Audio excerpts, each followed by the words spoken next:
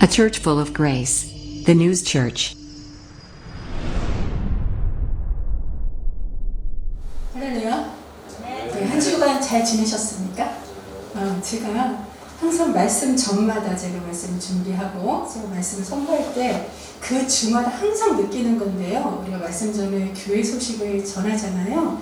제가 말씀을 전하면 우리 담임 목사님께서 교회 소식을 전합니다. 근데 교회 소식의 광고를 전하시면서 제 설교를 요약 정리를 해주셔요.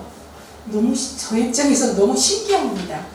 그래서 이게 저희 남편이고 우리가 부부라서 이게 잘 통해서 벌써 제가 해야 할 얘기를 미리 짐작을 하시나? 아니면 내 설교를 미리 컴퓨터를 보셨나? 근데 보실 틈이 없거든요. 제가 그건 알아요. 제가 어떻게 관리하는지 알기 때문에. 그런데 그것이 바로 뭐냐? 성령님이 하나이신 줄이기 때문입니다. 그래서 성령의 하나 되심은 우리가 말을 하지 않아도 또 우리가 서로 알려주지 않아도 성령님이 알려주신 건 동일한 줄로 믿습니다. 여러분 어떤 것인지 우리 이 시간 정말로 말씀에 집중하면서 하나님께 집중하면서 은혜 받는 귀한 시간 되길 바랍니다. 자, 이번 주 안에 우리나라 고유의 명절인 추석이 돌아오죠. 그러나 이번에는 코로나 19로 인해서 정부 방침에 따라 될수록 이동하지 않는 것을 권장받고 있습니다. 그래서 각 가정마다 택배로 선물을 미리 나눠주고 또한 이제 전화나 또 영상 통화 정도 그 정도만 우리가 이렇게 최선이 될 수 있어요. 근데 이제 명절마다 각 가정이 매년 명절마다 많은 음식도 하고 또 여러 식구들이 모여서 시끌벅적하게 이렇게 정을 나누던 그것이 벌써 예전에 아련한 추억으로 그렇게 되어져 가는 게 아닌가 아쉬운 마음이 있습니다. 그래서 이번에는 그러한 따뜻하고 정감 어린 분위기를 우리가 표면적으로나마 좀 느끼기가 힘들지 않을까 좀 싶어요. 뜻하지 않게 올 추석을 예년과 달리 조금 이렇게 슬림하게 가볍게 이렇게 지내다 보면 혹시 또 압니까? 우리가 홀로 소외된 이웃들의 형편이나 그들의 외로움들을 좀 돌아보는 오히려 좋은 계기가 되지 않을까 하는 긍정적인 면으로 해석해 보기도 합니다만, 자, 이렇게 나약한 인간은 나약한 존재이기 때문에 내가 배고파 붓고 또 내가 힘들어질 때 타인에 대해 동병상련이라는 그거에 대한 이해를 좀 하게 되는 것 같습니다. 자, 오늘 본문에 한 청지기가 등장을 하는데요. 그도 자신의 위급함이 다가올 때 빚으로 어렵고 곤란함을 당한 이웃들을 불러 모아 이를 도모하는 것을 볼 수 있어요. 근데 그것이 어떤 내용인지 또 무슨 의미인지 우리 본문을 살펴보면서 깨닫는 귀한 시간이 되길 바랍니다.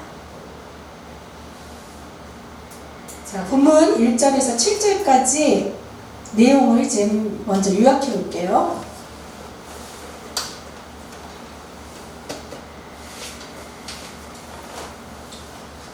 1절에 보면 어떤 부자에게 청지기가 있었다고 합니다. 청지기란요, 우리가 생각하기에 보세요. 노예가 아닙니다. 청지기란 노예가 아니고요.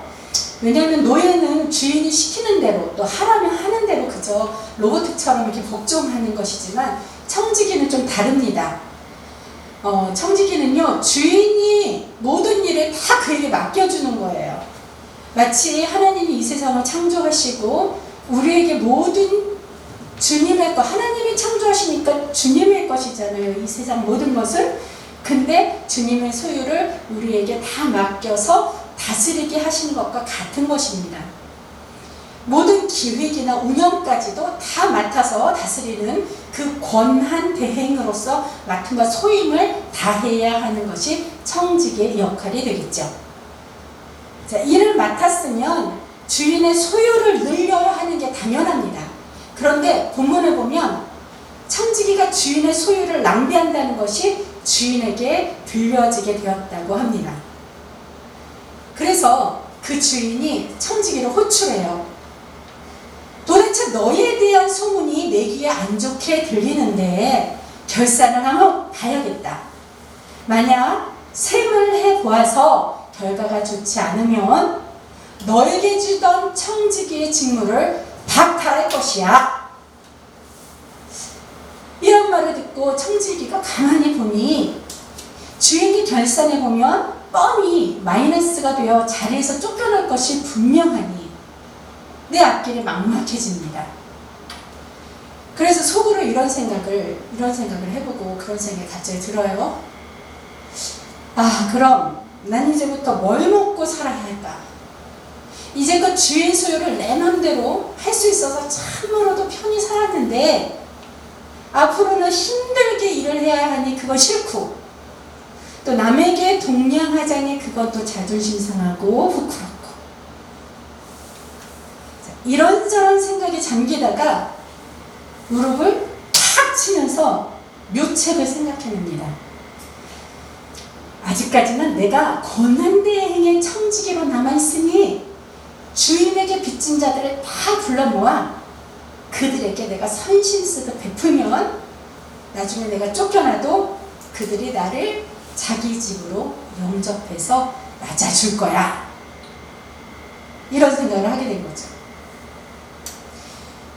그래서 이 청지기는 주인에게 빚진 자들을 일일이 다 불러다가 일단 제일 먼저 온 자를 이렇게 불러서 묻습니다. 네가 주인에게 얼마를 빚졌냐? 그랬더니 그 빚진 자가 네, 1억 원입니다. 그래? 그럼 네 차용증서 가지고 와서 빨리 앉아. 그래서 여기다가 5천만 원이라고 고쳤어. 이래요. 그 다음 통과. 다음. 너는 주인에게 얼마 빚졌니? 예, 저는 5천만 원 빚졌습니다. 그래, 너도 있지? 빨리 네 차용증서 갖고 와. 그래갖고 빨리 앉아서 2천만 원이라고 고쳤어. 이렇게 빚진 자들을 다 탕감해주면서 자신의 재물도 아니면서 말입니다. 이렇게 마구마구 인심을 써요. 어찌 보면 이 청지가 얼마나 교활한 사람인 것 같습니까? 속으로는 계산적이면서 겉으로는 너그러운 척을 하는 사람입니다. 자, 그런데 여기서 참 신기한 점을 발견할 수 있어요. 분명 청지기가 행한 일이 옳지 않은 것임에도 불구하고 주인이 이 불의한 청지기를 칭찬했다는 것입니다. 놀랍지 않습니까? 자, 왜? 무엇을 칭찬한 것일까요? 주인은 청지기 자신이 막바지 위급한 상황에 왔을 때 스스로 최선을 다한 것에 대해서 그것이 지혜롭다고 여겨져 칭찬받은 겁니다. 그 의도를 칭찬받은 거지 방법을 칭찬받은 것은 아니란 말이에요. 그렇기 때문에 이것이 어찌 최선의 길이냐고, 이게 어찌 최선의 길이고 지혜냐고 우리가 반문할 수 있어요. 예, 맞습니다. 단순히 이 사실을 표면적으로만 보면 청지기가 어떻게 했어요? 문서를 바꾸고 위조하는 일이었습니다. 그것은 주인의 소유를 탕진한 것도 모자라서 또 두 번째 죄를 짓는 일이라고 우리가 생각할 수 있지 않겠습니까? 그러나 이 청지기는요, 주인이 어떤 분인지 그분의 성격이나 인품을 잘 알고 있었어요.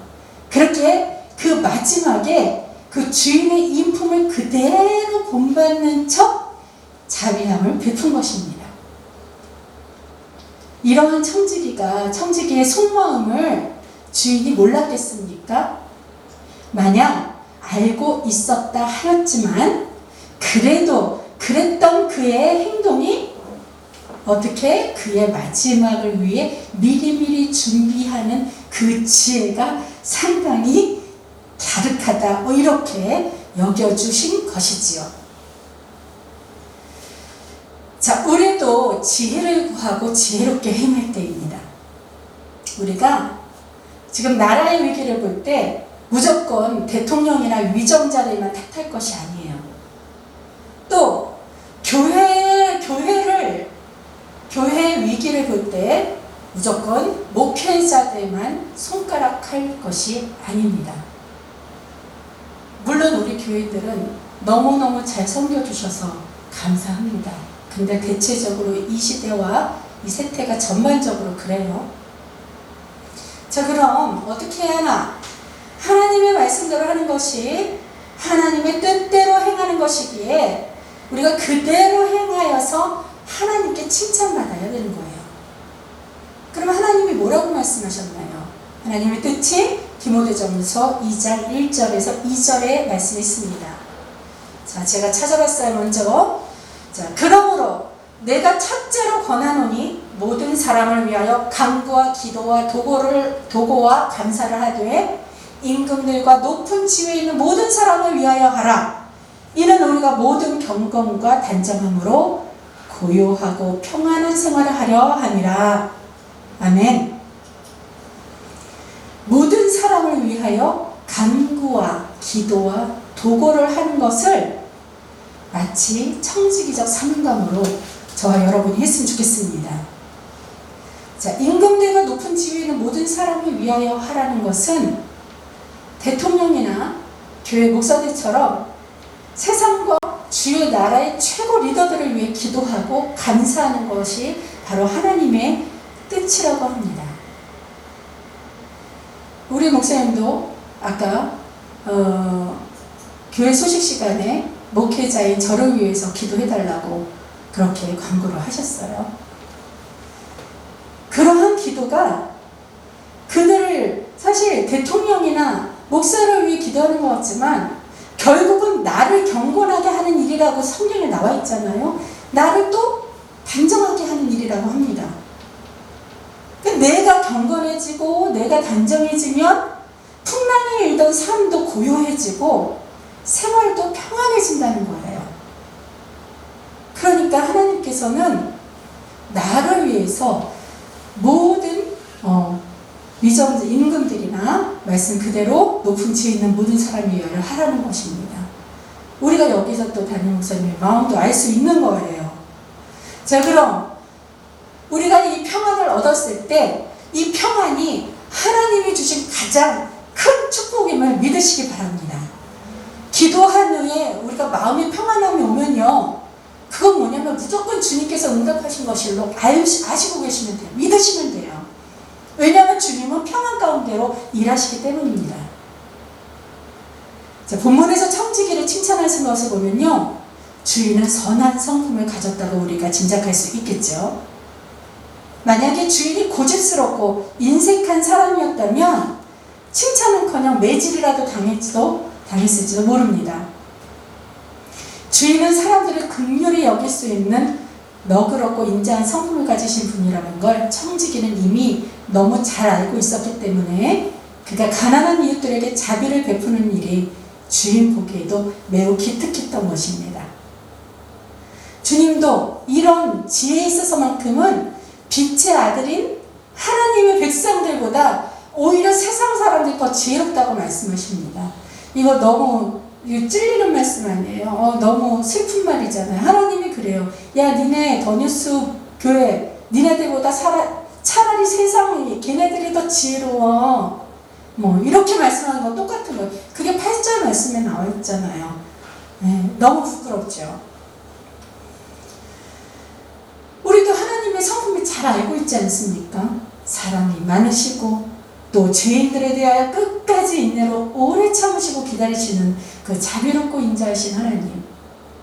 그럼 하나님이 그런 하나님의 성품에 따라 우리가 마지막 심판 때 주님 얼굴을 딱 대할 때 이 불의한 청지기의 지혜처럼 우리도 그 축복에 대해 미리미리 준비하고 때가 되면 누릴 수 있어야 한다는 거예요. 하나님께서 우리가 준비함이 없으니까 차라리 세상 애들의 지혜가 낫다고 하는 겁니다. 그러니까 어떻게 해요? 우리가 미리미리 천국을 대비하여 앞으로 주님 만날 날을 대비하여 미리 준비하는 것이 바로 지혜롭다는 것이죠. 우리가 이렇게 준비하는 과정 가운데 무엇을 준비해야 하냐? 그 중에 한 가지만 말씀드리겠습니다. 자, 주님이 가르쳐 주신 기도문에 이런 구절이 있어요. 우리가 우리에게 죄진 자를 사하여 준 것 같이 우리 죄를 사하여 주옵시고. 자, 내가 주님께 용서함을 받으려면요, 나도 나에게 잘못한 사람을 용서해줘야 한다는 것입니다. 그 죄는 미워하여 그 죄를 보고 나도 그 죄 지은 사람같이 똑같은 그런 죄를 저지르지 않도록 내가 노력하는 거울로 삼아야 하지만 그 사람은 용서하라는 것입니다. 죄에 대한 대가는요, 예수님께서 보혈의 십자가로 이미 대신 치러주셨기 때문입니다. 그래서 벌에 대한 거는 사람의 몫이 아니에요. 내가 벌할 수가 없다는 뜻입니다. 그러나 잘 들어보세요. 여기서 주의할 점이 있습니다. 죄가 발생하게 되면요, 죄에 대해 하나님께 우리가 용서를 입어도 만약에 사람에게 피해를 주고 그 사람과 관계에 대한 것이나 일에 대한 문제는 반드시 해결해주고, 만약에 상처를 입힌 것이 있다면 반드시 찾아가서 사과를 해야 된다는 것입니다. 죄는 하나님이 용서하지만 문제는 사람이 해결하려는 노력함이 있어야 한다는 것이에요. 주님께 회개하여 용서함 받았듯이 사람에게도 찾아가서 미안하다고 사과하고 곧 그 문제를 해결하는 모습을 보여주면서 사람이 일은 사람이 해결하려고 노력하는 모습이 보여져야 한다는 것입니다. 더구나 피해자가 하나님도 믿지 않는 그 불신자라면요, 우리가 영혼 구원을 해야 되는데 그 영혼 구원은 고사하고라도 먼저 그의 피해 입은 문제를 해결해주고 우리가 오해 없도록 애쓰고 힘써야 할 것입니다. 그러나 조금만 이만큼만 노력해도 다 해결해줄 수 있는 문제, 그렇게 해결해준다면 하나님이 도와주실 텐데 그냥 해결하지도 않고 그대로 방치해둔 채 우리의 많고 많은 필요한 것들이 다 있다고 하는데 어찌 부끄러워 또 달라고 주님께 구할 수 있겠습니까? 하나님께서는 이렇게 하라고 그래요. 그게 나를 힘들게 하고 나를 죽이려고 하는 게 아니라 곧 나를 위해서 사랑하시는 하나님의 간절한 그런 부탁입니다. 좀 받아주세요 하는 그런 부탁이에요. 우리가 그거를 몰라요. 할렐루야, 여호와 니시를 찬양합니다.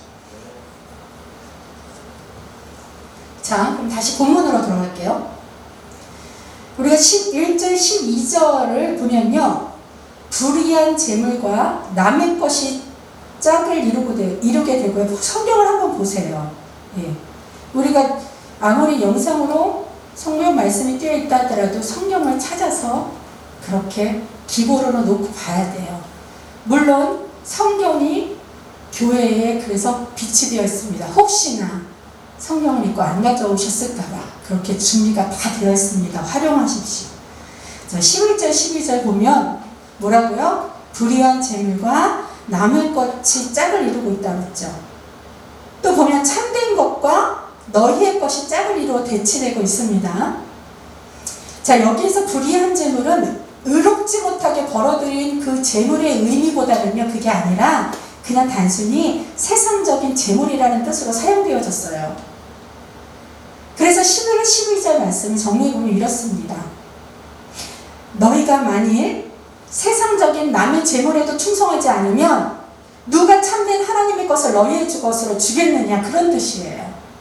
자, 이러한 이치로서 지극히 작은 것에 불의한 자가 큰 것에도 불의한 것처럼 지극히 작은 것에 충성한 자가 큰 것에도 충성할 수 있는 자라고 본문 10절에서 말씀하신 것입니다. 내 말이 아니에요. 하나님의 말씀이에요. 그러면서 또 세상의 재물과 하나님에 대한 명제를 주님께서 단호히 말씀으로 가르쳐 주십니다. 자, 어떻게 가르쳐 주셔요? 13절 한번 보십시다. 13절에 우리가 다 같이 한번 합독할게요. 자, 시작. 집 하인이 두 주인을 섬길 수 없느니 혹 이를 미워하고 저를 사랑하거나 혹 이를 중히 여기고 저를 경히 여길 것입니다. 너희는 하나님과 재물을 겸하여 섬길 수 없느니라. 아멘. 자, 이 결론적인 말씀을 통해서 우리가 재물에 대해 한번 좀 생각해 볼 필요성이 있겠습니다. 우리가 현실적으로 살아가면서 필요한 것들이 참 많이 있지요. 솔직히 그 중에 물질은요, 우리가 필요한 것 중에 상당한 비중을 차지하고 있는 건 저나 여러분이나 부정할 수 없는 사실입니다. 자, 그럼 한번 예를 들어 보겠습니다. 만약에요, 저와 여러분이 지금 전쟁에 참전 용사가 되어 지금 전쟁터에 있다고 가정해 봅시다. 상사로부터 작전 지시가 울립니다. 적군을 향해 돌격 앞으로! 이렇게 외침이 있었어요. 자, 그럴 때 여러분은 총이나 칼 등 그런 무기를 들고 나가실 겁니까? 아니면 물질인 돈을 들고 나가실 겁니까? 너무 뻔한 대답 아니에요? 자, 그러면 이제 전쟁이 끝났어요. 그래서 일선으로 복귀되고 여러분이나 저나, 전 군대 안 갔다 왔는데 가정이라 했어요. 군대도 다 제대를 했습니다. 그래도 여러분은 그때 내가 전쟁터에서 총이나 칼 덕분에 살았으니까 돈도 안 벌고 죽을 때까지 여기 총칼 무기만 옆에 차고 이러고 살 거예요? 네? 이젠 전쟁도 끝나고 일상으로 돌아왔으니 나와 내 가족을 위해 열심히 일하여 물질을 벌어서 생활을 꾸려 나가야겠죠. 자, 총칼이 필요할 때가 있고요, 물질이 필요할 때가 있습니다. 그러나 물질이 전부인 사람은 어떻게 하느냐면요, 그 전쟁터에서 그 무기를 빨리 준비해서 적군에 대해 방어해야 할 때요, 막 돈 어디 내 돈 떨어지지는 않았는지만 그냥 이리저리 돈 챙기느라 주머니에 그냥 막 쑤셔넣는 바람에 적이 쏘는 그 총알을 피할 새도 없이 죽음을 맞이하고 말 것이라는 거예요. 얼마나 불행합니까? 군인이 되면 항상 무기를 손질하고 점검하면서 전쟁을 대비하면서 항시 잘 준비해야 합니다. 자, 이렇듯 군인이 되면 이렇듯 우리가 너무나 잘 알고 있는 이러한 뻔한 사실에서 깨달음을 얻을 수 있어야 미래를 준비하며 사는 지혜로운 자들인 것입니다. 우리의 생명은 예수의 피로 구원받은 것이므로 언제라도 주님 부르시면 곧 달려가기 위해 내 영혼을 점검하면서 사단으로부터 죄를 멀리하고 또 죄로부터 내 자신을 다스리며 항시 잘 스스로를 준비해야 함을 깨닫기 바랍니다. 물질은 이 세상에 살아가는 한순간 동안 잠깐 필요한 도구일 뿐이에요. 그래서 매일매일 말씀 묵상하고 기도하면서 주님 곁에 가까이 탁 붙어 있어야 하는 겁니다. 항상 감사와 찬양을 높이 드리며 주님과 동행한다면 주님께서 역사하시는 일들을 우리가 체험하게 될 것입니다. 믿으십시오. 주님과 늘 함께 한다면 악한 마귀가 얼씬도 못해요. 그래서 우리의 삶 가운데서 억울함도 피해갈 것입니다. 주님 주시는 은혜를 누리고도 남을 것이에요. 모든 사람들에게 베풀 수 있는 선한 역사를 저와 여러분을 통해 주님께서 일하실 수 있음을 믿으시기 바랍니다. 그러나 인간인 우리는 참 나약하고 연약한 존재입니다. 자, 그저 우리가 물질만 달라고 해요. 물론 하나님 정말로 이제 이 물질이 생기면 주님 앞에 이러이러한 것으로 헌신하겠습니다. 이런 헌신은 좋습니다. 좋아요. 그러나 그런 것이 아닌 주님 앞에 감사할 줄도 모르고 또 드릴 줄도 모르면서 먼저 일단 주세요. 그러면 드릴게 하는 기브앤테이크 세상적인 방법을 주님하고도 딜을 합니다. 네, 그러면서 왜 근데 안 주냐, 이런 떼쓰는 영적 철부지도 많다는 거예요. 우리가 고백할 줄도 알아야 돼요. 자, 우리가 교회에서 우리가 보이는 혜택 요매는 작게나마 이렇게 누릴 때 있을 겁니다. 예. 그런데 우리 교회는 인원도 없기 때문에 일당백이에요. 열심히 하셔서 너무 감사한데 저는 이제 대체적으로 이런 교회도 있을 있는 거를 제가 봤기 때문에 교회에서 보이는 혜택을 다 누리고 그러면서도 봉사와 헌신은 고사하고 교회에서 주는 건 당연하니까 그냥 넓적넓적 받을 줄만 알아요. 예. 그러나 정말 감사한 건요. 그런 영적 철부지인 우리를 불쌍히 여겨주시고 우리가 성장할 때까지 사랑으로 기다려주시는 그러한 주님의 은혜가 있다는 것이 정말 감사의 제목입니다. 주님이 기다려주시는 은혜가 없었다면요, 우리는 구원받을 기회조차도 다시는 얻을 수 없기 때문이에요. 하나님의 사랑과 은혜보다 재물을 더 중하게 여길 수는 없는 법입니다. 재물보다도 주님을 더욱 중히 여겨서 예배를 향해 더뉴스 교회에 오신 믿음의 자녀들을 주님의 이름으로 축복합니다. 결론입니다. 사랑하는 더뉴스 교회 성도 여러분, 우리가 평온한 일상생활에서 무슨 총칼이 있겠습니까? 무슨 총칼이 필요하겠어요? 평온 가운데 있는데 오히려 물질이 더 필요하지 않겠습니까? 그러나 지금 나의 삶이 평온하지 못하다면 삶을 위협하는 사단들에 맞서서 총칼을 들고 싸워야 할 시기라는 겁니다.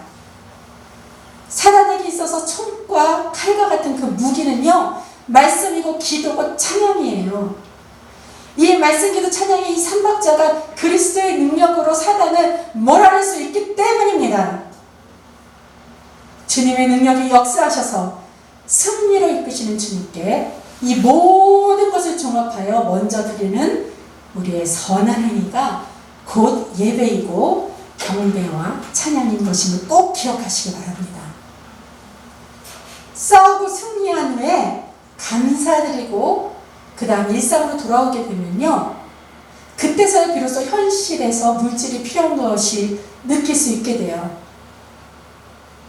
자, 이 세상에도 복음을 전하기 위해서 우리가 물질이 꼭 필요한 시대가 되었습니다.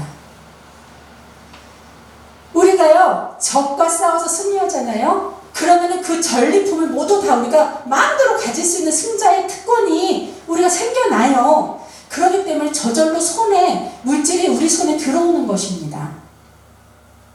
구약에 보면요, 그 구약의 전쟁에 관한 말씀들이 이렇게 성경을 읽어보세요. 그러면 여호와 하나님께서 전쟁을 승리하게 하신 후에 전리품을 상급으로 주시는 그 예들을 많이 볼 수 있을 것입니다.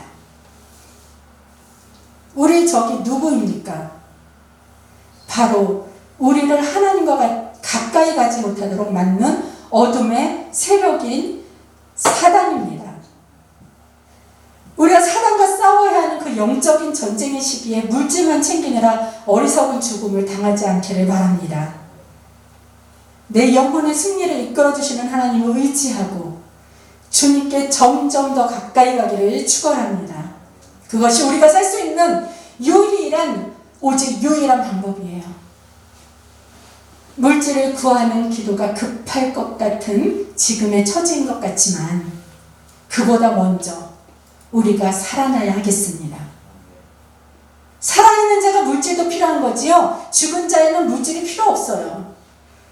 영혼이 살아있는 자의 물질은 주님을 위해 쓸 줄 아는 자이고, 영혼이 죽은 자에게 물질은요, 육을 위한 것, 내 몸을 위한 것만을 위한 것이므로 아무 가치가 없기 때문입니다.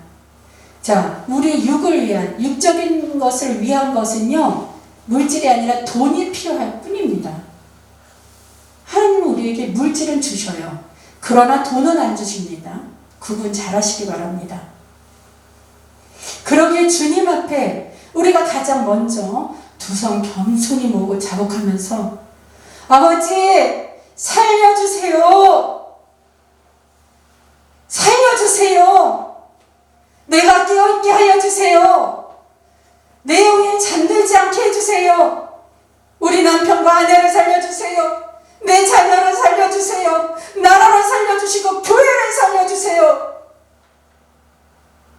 이런 간절한 기도가 주님 귓가에 올려 하늘에 닿도록 해야 합니다. 그러면 우리의 기도를 들은 주님께서요, 물에 빠진 영혼을 구원하여 건져주시고 육적으로도 필요한 보따리까지 챙겨주시는 주님을 경험할 수 있게 되면 믿으시기 바랍니다. 사랑하는 자여, 내 영혼이 잘된 같이 내가 범사에 잘되고 강건하기를 내가 강구하노라. 자, 이 말씀을 보면요, 내 영혼이 잘된 같이라는 말이 먼저입니다. 범사가 잘 되어야 영혼이 잘 되는 것이 아니라 영혼이 잘 되어야 범사하고 또 다 풀린다는 뜻입니다. 이것이 사도 요한의 간구하는 기도예요. 이 기도가 바로 저와 여러분을 위한 기도가 되지 않겠습니까? 또한 이런 기도가 바로 단임목사나 저나 우리 교회 목회자들이 이런 사도 요한과 같이 하나님 뜻대로 이렇게 드리는 기도가 바로 여러분을 위한 중보 기도라 믿고 저희는 반드시 이루어 주실 것을 확신하기에 주님께 미리 감사하고 찬양합니다. 아무리 물질 때문에 힘들어도요, 물질 쫓지 말고 그 물질을 주시는 하나님을 쫓아 따라가세요. 하나님이 나의 아버지가 되시면 그 물질 모든 그 아버지의 그 재산이 나의 유산이 되는 겁니다.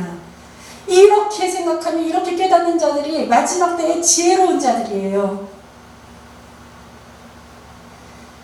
물질인 돈을 나무로 비유해 본다면 숲을 주님으로 비유할 수 있겠습니다.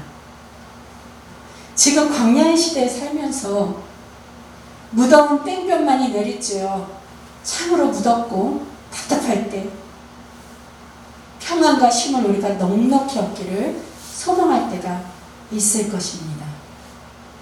분명히 있을 것입니다. 그때 그 한 그루의 나무 밑에 비좁은 그늘 한 구석을 얻으려 하기보다 많은 아름다운 나무가 무성히 자라는 에덴 동산과 같은 숲을 구하여서 주님과 함께 영원한 생명과 복락을 누리는 저와 여러분이 되기를 그리스도 예수님의 이름으로 축원합니다. 축복합니다. 기도하십니다.